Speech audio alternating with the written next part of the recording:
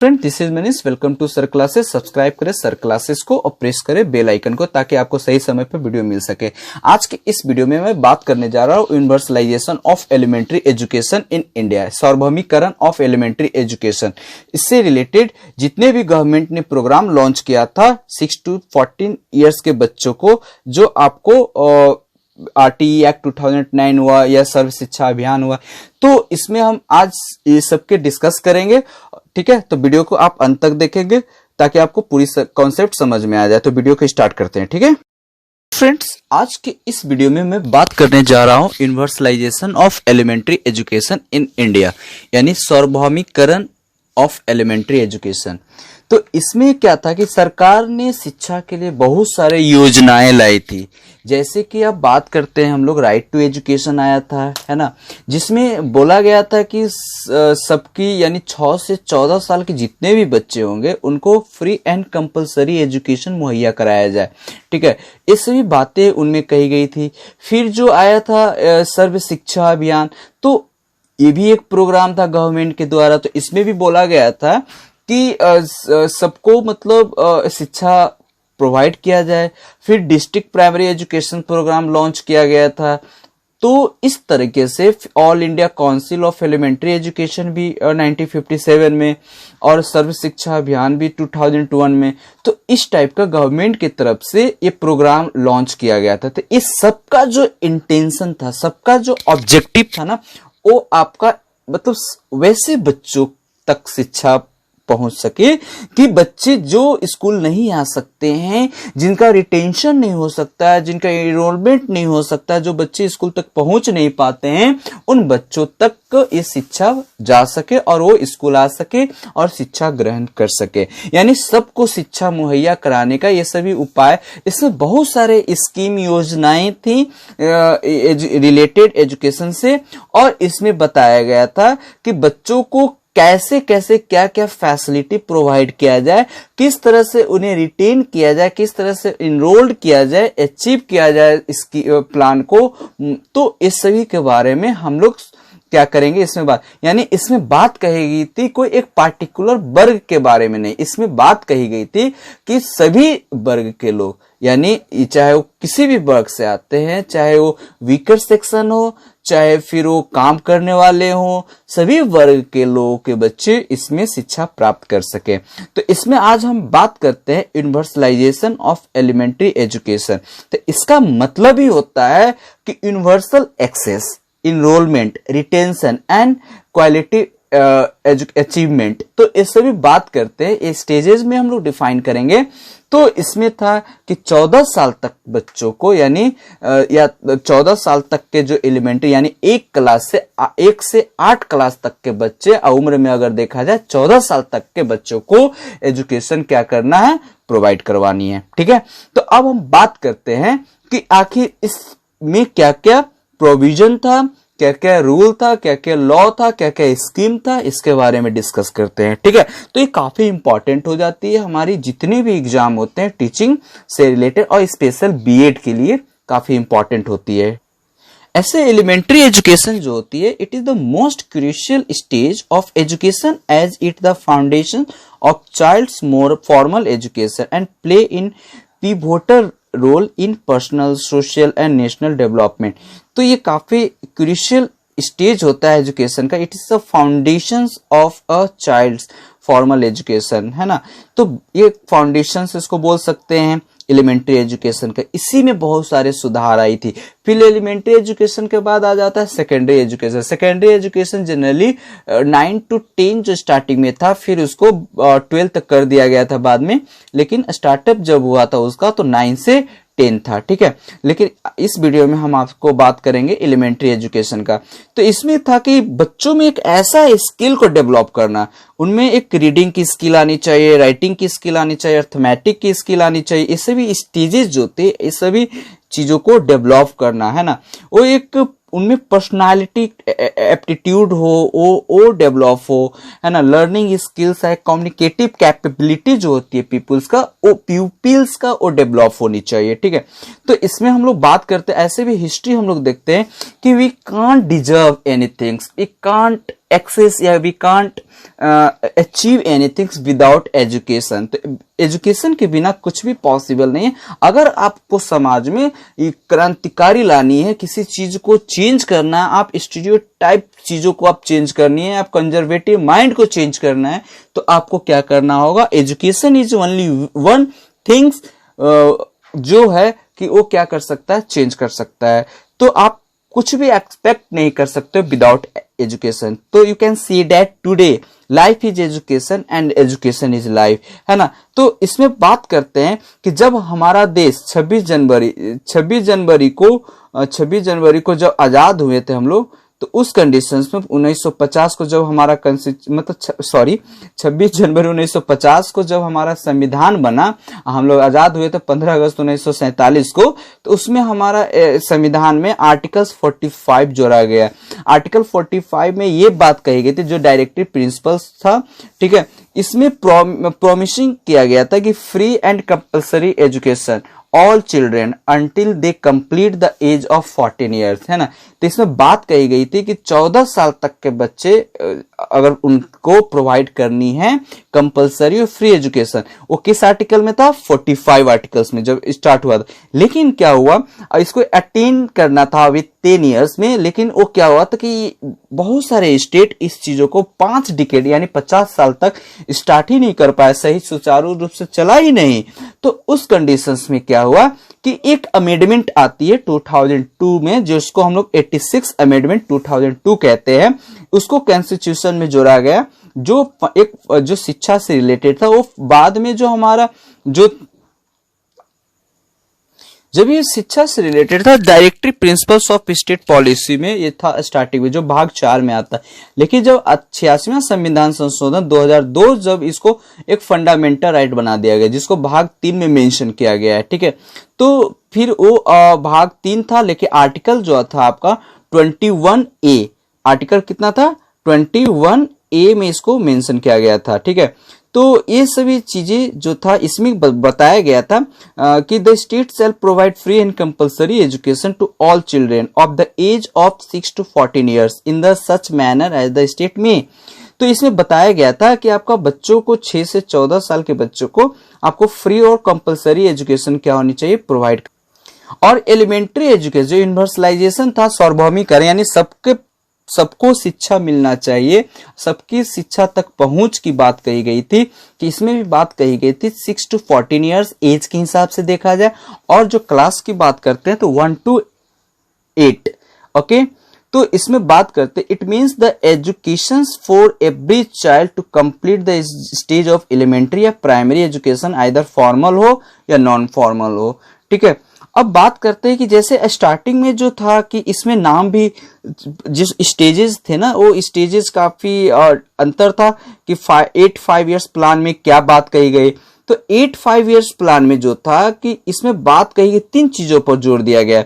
इसमें बात कही गई थी कि यूनिवर्सलाइजेशन एक्सेस, एलिमेंट्री एजुकेशन का मतलब था कि universalization access, universalization retention and universalization achievement. लेकिन ये जब चीजें 10th में चला गया, यानी 10 वर्षीय 10th 5 ईयर प्लान जो था, 10th जो पंचवर्षीय योजना था, उसमें बात कही गई 5 चीजों पर बल दिया गया। पहला था यूनिवर्सलाइजेशन जो था, यूनिवर्सलाइजेशन प्रोविजंस हो गया, फिर उसके बाद यूनिवर्सलाइजेशन एनरोलमेंट हो गया, फिर उसके बाद यूनिवर्सलाइजेशन रिटेंशन, उसके बाद universalization participation and universalization achievement. तो ये 5 चीजों पर बल दिया गया। तो इस सभी को हम लोग धीरे धीरे चर्चा करते हैं कि आखिर रिटेंशन, एनरोलमेंट और पार्टिसिपेशन अचीवमेंट क्या होती है। तो बात करते हैं इसको, ठीक है। तो अब बात करते हैं हम यूनिवर्सलाइजेशन प्रोविजन के बारे में। This implied adequate school facility should be provide to all children between age group 6 to 4। इसमें बात कही गई थी कि स्कूल की जितनी भी फैसिलिटी हो उस बच्चों को प्रोवाइड करना है जो 6 से 14 के बीच में आते हैं, ठीक है। इसमें यह कहा गया था कि primary school should be set up with in 1 kilometre. Primary school जो था, इसमें बात कही गई थी, वो 1 किलोमीटर के अंदर होनी चाहिए, ठीक है। उसके बाद जो आपका बात करते हैं 6 to 8 वाले का, तो उनको 3 किलोमीटर के अंदर आनी चाहिए, ठीक है, जिसको एलिमेंट्री एजुकेशन में हम लोग डालते हैं। तो उनके जो विद्यालय की होनी चाहिए वो जहां हैबिटेट ऑफ द चाइल्ड, जहां घर है बच्चों का, वहां से 1 to 5 वाले के लिए 1 किलोमीटर और 6 to 8 वाले के लिए आपका 3 किलोमीटर होनी चाहिए। ठीक है। It needs to open a large number of school throughout the country. और ये भी बात कही गई थी कि शिक्षा मतलब सभी तक पहुंचाने के लिए आपको स्कूल्स की जो ओपनिंग है, नंबर ऑफ स्कूल्स जो होनी चाहिए वो काफी ज्यादा होनी चाहिए। तो समझ रहे हो ना आप। नेक्स्ट की इस पे बात कही गई थी यूनिवर्सलाइजेशन ऑफ इनरोलमेंट की। तो इसमें बताया गया था कि जो था कि प्रोविजन फॉर चिल्ड्रेन, यानी जो बच्चे, next things is to see how enrol दो। इसमें यूनिवर्सलाइजेशन ऑफ इनरोलमेंट में उपस्थिति दर्ज की बात कही गई कि इसमें सभी बच्चों को मतलब सार्वभौमिकरण कैसे उपस्थिति होनी चाहिए, बच्चों को उपस्थिति क्या होनी चाहिए। तो इसमें बात कही 6 से 14 साल के जितने भी बच्चे थे उनकी ज्यादा से ज्यादा उपस्थिति दर्ज करवानी थी। ठीक है। तो government has decided to enrol all children of the age group 6 to 14 in primary schools. तो इसमें बात कही गई थी। सेकेंड जो बात कही गई थी कि इसमें कि आप बात करते हैं, इसमें सभी तरह के बच्चे को इसमें उपस्थिति दर्ज कराना, सबको शिक्षा मुहैया करवाना था। ठीक है। Every nook and corner of country to the arena of schools. ठीक है। तो सभी चौक चौराहे जितने भी इसमें चीजें थे, जो स्कूल नहीं जाते थे उनको उपस्थिति दर्ज करवानी थी, उन्हें स्कूल भेजना था। ठीक है। अब बात करते हैं कि जो न्यू एजुकेशन पॉलिसी आई थी 1986 में, assure to enroll all children up to age level 14 and achievement of UE through education for all। 1986 assure करना था कि सभी 14 साल के बच्चों को जो यूनिवर्सलाइजेशन एलिमेंट्री एजुकेशन के तहत ज्यादा से ज्यादा मतलब वो चीज प्राप्त कर सके। अब बात करते हैं रिटेंशन का। तो रिटेंशन मीन्स रिटेंशन, जब बच्चे की उपस्थिति दर्ज हो जाए उसके बाद फिर उन्हें रोक कर रखना काफी बहुत बड़ी चुनौतियां थी, यानी चैलेंजेस था हम गवर्नमेंट के सामने। उसमें क्या होता है कि बच्चों को सिर्फ आप इनरोल्ड कर लेते हो, वो हमारा यूनिवर्सलाइजेशन का जो एम है वो सक्सेस नहीं होगा। तो इसमें बात कही गई कि आप बच्चों को कैसे रिटेन कर पाओगे, कैसे उन्हें रोकना है, कैसे उन्हें उपस्थिति दर्ज करानी है। ऐसा ना हो कि बच्चे मतलब उपस्थिति दर्ज करा दिया फिर वो रोक ही नहीं पाए। यानी सफाइस का मतलब होता है उन्हें पर्याप्त करना, मतलब उन्हें रोकना ही पर्याप्त नहीं था, इनरोल करना ही पर्याप्त नहीं था, रिटेन करना भी ये था। तो बात करते हैं लिव्स एजुकेशन बिफोर कंपटीशन। मान लेते हैं कि वो समय से पहले अगर छोड़ देते हैं तो ये जो लक्ष्य है, एम है यूनिवर्सलाइजेशन ऑफ प्राइमरी एजुकेशन का, it's not can't be A successful, तो वो सक्सेसफुल नहीं होगा। अब बात करते हैं यूनिवर्सलाइजेशन ऑफ पार्टिसिपेशन। इसमें बात कही गई कि पार्टिसिपेशन किनकी होनी चाहिए, किनकी सहयोग से ये जो यूनिवर्सलाइजेशन है मतलब सार्वभौमिकरण जो है एजुकेशन के, जैसे आरटी हो गया, फिर आपका सर्व शिक्षा अभियान हो, कैसे सक्सेसफुल हो। तो इसमें जो बात कही गई थी कि जो participation of communities quite inevitable, यानी जो उनका रोल होगा वो काफी इंपॉर्टेंट रोल प्ले करेगा। जो एजुकेशन से जितने भी रिलेटेड ऑफिसर्स होते हैं, एडमिनिस्ट्रेटिव पर्सनल, एजुकेशनल एडमिनिस्ट्रेशन होते हैं, उनकी अगर इसमें जो पार्टिसिपेशन होगी उससे इफेक्टिव जो होगा वो उससे यूनिवर्सलाइजेशन को सक्सेस करने में काफी हेल्प मिलेगी। तो उनकी जो पार्टिसिपेशन था वो काफी इंपॉर्टेंट रोल प्ले करेगा। ठीक है। ये यूनिवर्सल एलिमेंट्री और प्रोग्राम ऑफ यूई के, ठीक है।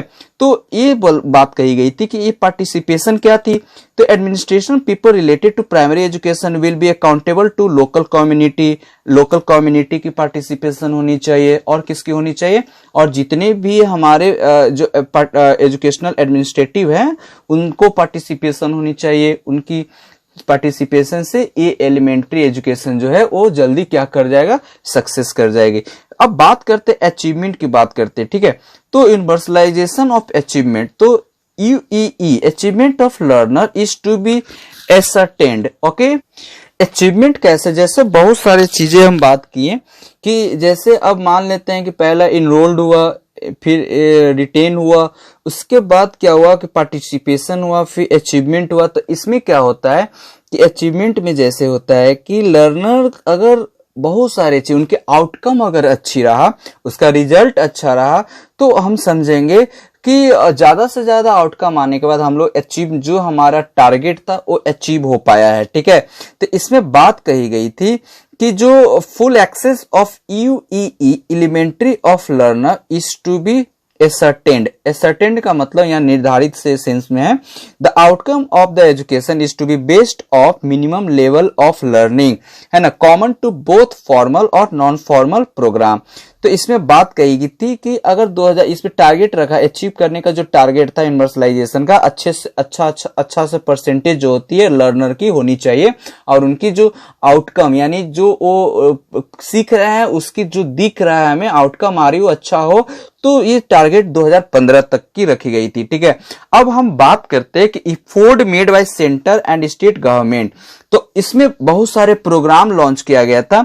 इसमें हम बताते हैं कि क्या क्या प्रोग्राम कब लॉन्च किया गया था, और उसी आधार पर यूनिवर्सलाइजेशन की बात कही गई थी कि यूनिवर्सलाइजेशन ऑफ एजुकेशन। ओके, तो इसमें कौन कौन सा government, central government, state government सब मिलकर इन्होंने एक एफोर्ट लाया था, एक प्रोग्राम लॉन्च किया था, है ना, अलग अलग। तो पहला जो था All India Council for Elementary Education, AICE, इसको 1957 में किया गया था लॉन्च। फिर एक प्राइमरी एजुकेशन एक्ट बनाया गया, इसमें जो Madhya Pradesh primary education act 1958, फिर उसके बाद Haryana Himachal Pradesh primary education act 1953, Punjab. ठीक है, तो इस तरीके से ये स्टेट में सभी अपना एक प्राइमरी एजुकेशन एक्ट बनाया, जिससे से ज्यादा रिटेन कर सके, अचीव कर सके यूनिवर्सलाइजेशन एजुकेशन, एलिमेंट्री एजुकेशन को। ठीक है, फिर उसके बाद बात करते हैं कोथारी कमीशन 1964 में, इस 1964 टू 66 कहा जाता है। तो कोथारी कमीशन का भी जो इंटेंशन था, इरादा था कि लोअर एंड अपर प्राइमरी को क्या करना है, हम लोगों को उसमें ज्यादा से ज्यादा रिटेन कर सकते हैं, बच्चों की उपस्थिति इनरोल्ड कर सकते हैं और रिटेन कर सकते हैं बच्चों की, और उससे अचीव कर सकते हैं टारगेट को। तो उन्होंने कोथारी कमीशन में भी लोअर एंड अपर प्राइमरी की बात कही गई थी। फिर एक आया था 1986 में नेशनल पॉलिसी ऑन एजुकेशन। ठीक है, तो इसमें देखेंगे हम एक्सेप्टेड यूईई एज नेशनल गोल। उन्होंने एक्सेप्ट किया कि ये हमारा एक क्या है, नेशनल गोल होनी चाहिए, जिसमें जो फैसिलिटी होनी चाहिए और क्या होनी चाहिए, क्वालिटी होनी चाहिए एजुकेशन की, ट्रेन टीचर्स होनी चाहिए, हमारा टेक्स्ट बुक फ्री में मुहैया कराई जानी चाहिए, है ना, provision to remove inequality of caste. इसमें यह भी बात कही गई थी कि जो हमारे समाज के अंदर इनइक्वालिटी की बात करती है उसको रिमूव करना है। तो इसमें ये चीज, एक कार्यक्रम जो स्टार्ट हुआ था लोकल, ये स्टेट बेस्ड है, राजस्थान में स्टार्ट हुआ था 1992 में, लोक जम्बिस प्रोग्राम। तो इस चीजों को पर भी बल दिया गया था। ठीक है, नेक्स्ट हम आते हैं district primary education programme, DPEP 1994 में स्टार्ट किया गया था। ठीक है, तो ये क्या था कि इसमें जो था कि DPEP की ये बैकवर्ड डिस्ट्रिक्ट, मतलब हर ऐसे जनरली सभी डिस्ट्रिक्ट में, लेकिन ये फर्स्ट प्रायोरिटी इसमें बताया गया था, बैकवर्ड जो पिछड़ा जिला है उस जिला को ज्यादा ध्यान देनी है। ठीक है, उनकी फर्स्ट प्रायोरिटी रखा गया था उन्हें कि उसमें एजुकेशन जो हो, स्कूल की फैसिलिटी हो, एजुकेशन हो, सबके पास पहुंचे, ये बात कही गई थी। ठीक है, ओपनिंग ऑफ न्यू स्कूल की बात कही गई थी।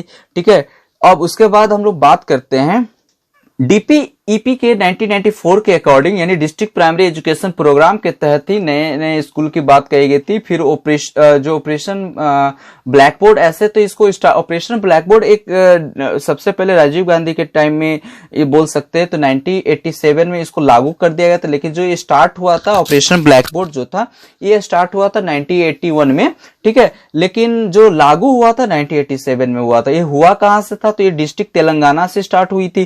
ठीक है, इसमें क्या था कि जैसे 2 रूम 2 टीचर, ऐसे इस टाइप की बात कही गई थी। फिर उसके बाद ऑपरेशन व्हाइट बोर्ड आया, फिर अभी देखते हैं ऑपरेशन डिजिटल बोर्ड की बात आती है। ठीक है, तो अब यहां पर मास अपॉइंटमेंट ऑफ टीचर्स। ठीक है, मास अपॉइंटमेंट, ज्यादा मात्रा पर टीचर की क्या होनी चाहिए, अपॉइंटमेंट होनी चाहिए, यानी DPEP में बात कही गई थी। उसके बाद बात कही गई थी national programme of nutrition support to primary education की बात कही गई थी। इसमें बोला गया था कि बच्चों को एक न्यूट्रिशन से भरा, ऐसे 5 प्रकार के न्यूट्रिशन होती है, कार्बोहाइड्रेट, फैट्स, प्रोटीन। ठीक है, तो फिर आप उसको बात कर सकते हैं मिनरल्स एंड विटामिन, ये सभी 5 प्रकार के जो न्यूट्रिशन होनी चाहिए।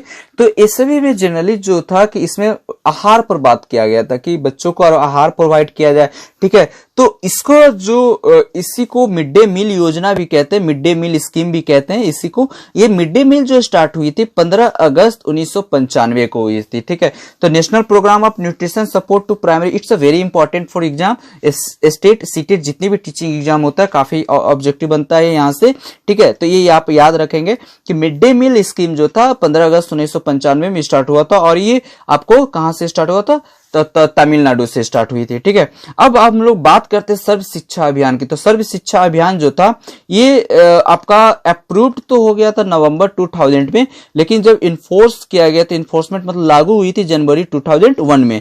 तो इसके बारे में थोड़ा सा डिस्कस कर लेते हैं, ये भी यूनिवर्सलाइजेशन के अंदर ही आता है। तो देखते हैं। नाउ डिस्कसिंग अबाउट सर्व शिक्षा अभियान, ओके। तो इसमें बात कही गई थी कि it's a integrated programme of government of India, India government की एक इंटीग्रेटेड प्रोग्राम थी जो universal elementary education in the country which is implement in January 2001। तो इसको यूनिवर्सलाइजेशन एलिमेंट्री एजुकेशन के तहत ही इसको ये डाला गया था, ठीक है। तो इस 2001 में ये लागू हो गई थी, ठीक है। तो ये जो लॉन्च हुआ था 2 पार्टनरशिप गवर्नमेंट यानी एक स्टेट गवर्नमेंट और एक लोकल सेल्फ गवर्नमेंट की मदद से हुई थी, ठीक है। ऐसे से aims to provide useful and relevant, इसमें बात करते हैं कि ये इसमें बात कही गई थी कि useful and relevant education to all children, और इसमें भी यही बात कही गई कि एलिमेंट्री एजुकेशन 6 to 14 ईयर्स वाले को यानी 2010 तक SSA को अचीव कर लेना है, ठीक है। 6 से 14 साल के बच्चों को 2010 तक हम लोग को क्या करना है, ये चीजों को अचीव कर लेनी है। SSA is an initiative and universalization quality of elementary education is mission mode through district based decentralized context specific planning and implementation strategy, okay। इसमें बात कही गई थी कि ये डिस्ट्रिक्ट बेस्ड पर क्या हुआ था कि इसको स्टार्ट किया गया था, ठीक है। गांव-गांव में जाकर, एक डिस्ट्रिक्ट में मतलब गांव में जाकर अंदर में सर्व शिक्षा अभियान का बात कही गई थी, ठीक है। तो इसमें भी 6 से 14 साल के बच्चों को फ्री में सब कुछ प्रोवाइड करनी है। इसमें एक और significant attempt to breach social और जेंडर गैप, तो एक ब्रीच का काम किया था। एसएससी जो था एक ब्रीच का काम किया था जेंडर गैप को पाटने में, जो गर्ल्स एंड बॉयज का जो गैप था ना उसको पाटने में, एंड सोशल गैप था उसको भी ढकने में ये क्या एक ब्रीच का काम किया था।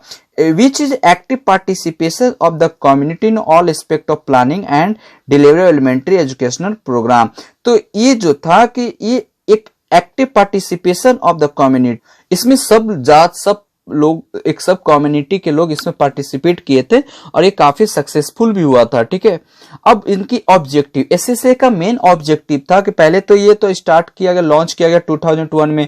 इसमें था कि all children in school education guarantee centre alternative back to school camp by 2003, है ना। फिर स्कूल की तरफ चलो 2003 में एक योजना स्टार्ट हुई थी। All children complete 5 years of primary schooling by 2007। इसमें बात कही गई थी सभी बच्चे क्या करें, कंप्लीट करें अपनी प्राइमरी एजुकेशन को, है ना, 2007 तक। फिर all children complete 8 years of elementary schooling. फिर उसके बाद 8 साल तक बच्चों यानी 2010 तक क्या करें, कंप्लीट करें अपनी जो प्राइमरी एलिमेंट्री एजुकेशन होता है, जो 8वीं क्लास, पहले प्राइमरी की बात कही गई, जो 1 to 5 जो होता है 7 क्लास तक कंप्लीट करें। फिर उसके बाद 6 to 8 एलिमेंट्री की बात कही गई थी। Focus elementary education satisfactory quality with emphasise on education for life. इसमें बात कही गई थी कि क्वालिटी एजुकेशन की बात कही, जो हमारे एजुकेशन लाइफ एजुकेशन जो होती है मतलब लाइफ के लिए काफी इंपॉर्टेंट होती है और उसको क्वालिटी एजुकेशन प्रोवाइड करनी चाहिए, ऐसा इसमें बात कही गई थी। और इसमें सोशल जो गैप था, जो जेंडर गैप था, उस ब्रीच का काम किया गया था, ठीक है। यूनिवर्सल रिटेंशन बाय 2010, इसमें था कि इस 2010 तक की एक रिटेन करना, सभी ज्यादा से ज्यादा मात्रा में बच्चों की उपस्थिति को क्या करना है, दर्ज करना है, उनको रोक कर रखना है, दर्ज की उपस्थिति को रोक कर रखना है। रोक का मतलब कि उनको अच्छे से पढ़ाई मुहैया कराएंगे तब तो रोक कर रखेंगे ना। तो ये सभी चीजें की बात कही गई थी इसमें, ठीक है।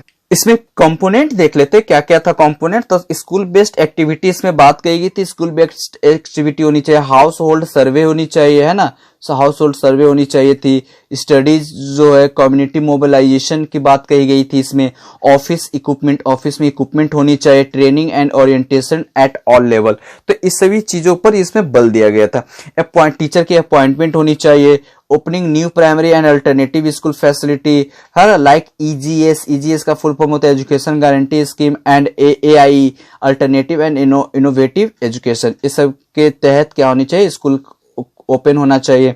ओपनिंग अपर प्राइमरी स्कूल पर बात कही गई थी, कंस्ट्रक्टिंग एडिशनल क्लासरूम, इसमें एक ऐसा कंस्ट्रक्टेड एडिशनल क्लासरूम होनी चाहिए स्कूल एंड अदर फैसिलिटी के लिए, है ना। फ्री टेक्स्ट बुक इसमें बात कही गई थी, स्पेशल बात कही गई थी सर्व शिक्षा अभियान में लड़कियों को फ्री में टेक्स्ट बुक मुहैया कराया जाए, और SC ST में लड़का हो या लड़के सबको इसमें मुहैया कराया जाए, ठीक है। इसमें बात कही गई थी maintenance and repair of school building, इसमें मेंटेनेंस और रिपेयर जो बिल्डिंग की जो स्थिति जर्जर थी उस पर बात कही गई थी कि उसका जो होनी चाहिए बिल्डिंग काफी अच्छा होना चाहिए, इस सभी पर बात कही गई थी। फिर teaching of learning equipment for primary schools on up graduate ECG regular school setting up to new primary schools, तो इस सभी चीजों पर इसमें बात कही। अब लास्ट जो है contributions of SSA to EEE, तो सर्व शिक्षा अभियान हो चाहे और भी जितने प्रोग्राम थे वो सभी कैसे यूनिवर्सलाइज एलिमेंट्री एजुकेशन को कैसे सार्वभौमिकरण में मदद किया, ये सब देख लेते। तो ये एक्सेस बना मतलब इजी बना दिया, ठीक है, चीजों को इजी बना दिया गया कि ताकि अच्छे से क्या कर सके, अचीव कर सके, ठीक है। इंप्रूवमेंट जो फिजिकल फैसिलिटी थे वो उसमें इंप्रूवमेंट हुई। रैपिड जो इनरोलमेंट यानी इनरोलमेंट जो उपस्थिति दर्ज की बात जहां तक करते हैं, तो इसमें क्या हुआ कि वो काफी उसमें तेजी देखने को मिलता है, ठीक है। ये सभी चीजें प्रोग्राम स्टार्ट करने से, छोटे छोटे प्रोग्राम फिर स्टार्ट हुआ, तो उस सब से क्या हुआ कि पहुंच ज्यादा, बच्चों ज्यादा आने लगे, ज्यादा स्कूल जाना चाहने लगे, ठीक है। तो इस सभी चीजों को देखकर इसमें काफी हेल्पफुल हुआ ये सभी प्रोग्राम UEE में, ठीक है। रिटेंशन जो हुआ, बच्चे जब उपस्थिति दर्ज हुई तो उनकी जो ड्रॉप करने की जो कंडीशन थी वो काफी कम हो गई, है ना। बच्चे को स्कूल छोड़ने की जो बहुत समस्या आ रही थी वो सभी कम हो गई, है ना। लिटरेसी रेट जो हो गया इंक्रीज कर गया, 14 साल के बच्चों में देखा गया लिटरेसी रेट काफी बढ़ गई थी, है ना। एजुकेशन जो क्वालिटी जो एजुकेशन थी वो काफी अच्छा हो गई थी। Helpful for weaker section of society, जो वीकर सेक्शन के जो भी जितने भी लोग थे उनके लिए काफी it's a very helpful, okay. Ability of teachers and their professional growth, और जो एबिलिटी होती है टीचर्स की वो काफी बढ़ गई थी, और उनकी प्रोफेशनल जो होती है मतलब काफी उनमें ग्रोथ आई थी, अच्छे अच्छे टीचर्स होना, उनकी पढ़ाने की स्किल्स डेवलप हुआ था। इस सभी चीजों को मिलाकर अगर देखा जाए तो यूनिवर्सलाइजेशन ऑफ एजुकेशन जितने भी मतलब लगभग हद तक का हुआ था उसमें काफी सुधार हुई थी, और काफी इंप्रूव भी, रिटेन भी किया गया था, इनरोल्ड भी किया गया था इस सभी चीजों में। तो ये थी आज का इस हमारा वीडियो, आप लोगों को कैसा लगा, ठीक है। आप मुझे प्लीज कमेंट बॉक्स में कमेंट करके जरूर बताएंगे, ठीक है। और अगर वीडियो अच्छी लगी हो तो प्लीज लाइक करना ना भूलेंगे और फ्रेंड के साथ शेयर करना ना भूलेंगे।